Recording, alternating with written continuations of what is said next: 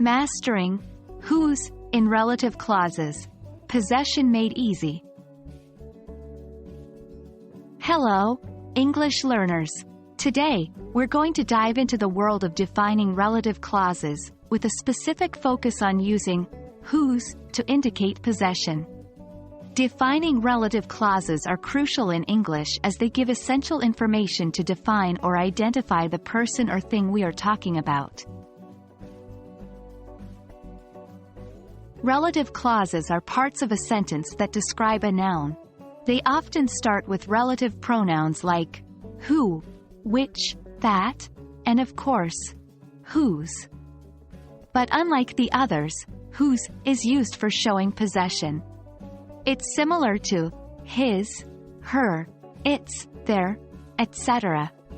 But whose is more flexible because it can refer to people, animals, and things. Let's look at an example. Jane, whose cat is black, lives next door. In this sentence, the relative clause, whose cat is black, is providing additional information about Jane. The word whose is showing that the cat belongs to Jane. Creating sentences with whose is straightforward. Here's the structure. Subject plus whose plus noun plus verb plus rest of the sentence. Remember, the noun that follows whose is the thing being possessed. In our previous example, cat is the noun that follows whose. It indicates what Jane possesses. Let's try another example. The man whose car I borrowed is my uncle.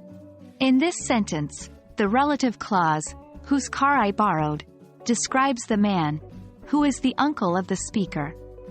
The car is what the man possesses. Now, it's your turn. Try making your own sentences using whose. Start with simple sentences, then gradually make them more complex as you get more comfortable with the structure. For example, the girl, whose book I am reading, is in my class. Here, the book is the possessed object. Remember, practice is key. The more you use whose in your sentences, the more natural it will feel. And that wraps up our lesson on using whose in defining relative clauses for possession. Keep practicing, and soon enough, using whose will become second nature to you.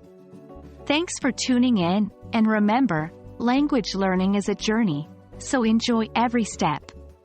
Keep up the good work, and see you in our next lesson.